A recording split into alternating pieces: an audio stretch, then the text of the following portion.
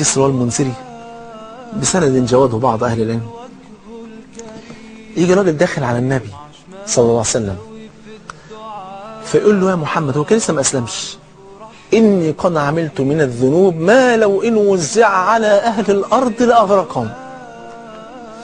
فيبتسم نهر الرحمة ينبوع الحنان، كان حنين قوي صلى الله عليه وسلم. فقال له: أتشهد أن لا إله إلا الله وأني رسول الله؟ قال له: أشهد.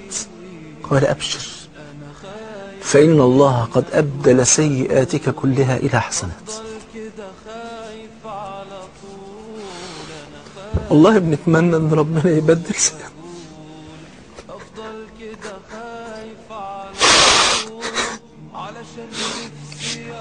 بنتمنى وبنجتهد أن ربنا سبحانه وتعالى يعفو عنا جميعا ويبدل سيئاتنا الحسنات.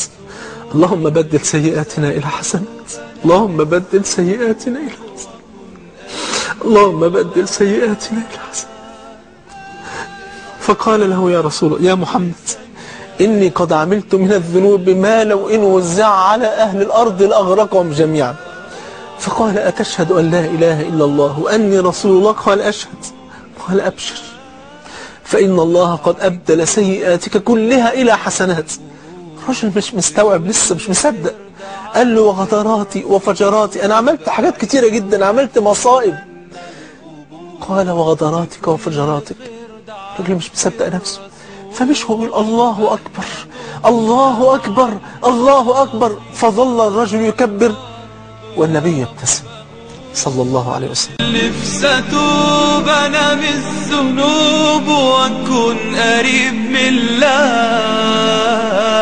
كل لحظة وكل ثانية أكون بقلبي معاه، وأبقى راضي وهو راضي عني يوم ما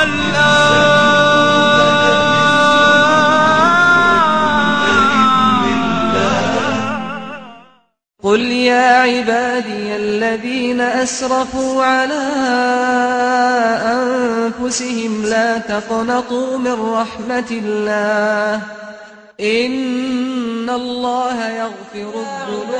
الذين أسرفوا على أنفسهم لا تقنطوا من رحمة الله إن الله يغفر الذنوب. يا عبادي الذين أسرفوا على أنفسهم لا تقنطوا من رحمة الله.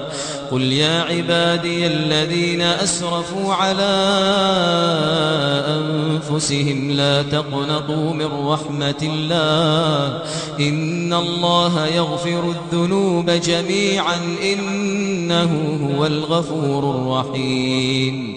إن الله يغفر الذنوب جميعا إنه هو الغفور. أنا العبد السقيم من الخطايا وقد أقبلت ألتمس الطبيب. أنا العبد الشريد ظلمت نفسي وقد وافيت بابكم منيبا. أنا العبد الشريد ظلمت نفسي وقد وافيت بابكم منيبا. أنا العبد الذي كسب الذنوب وصدته الأماني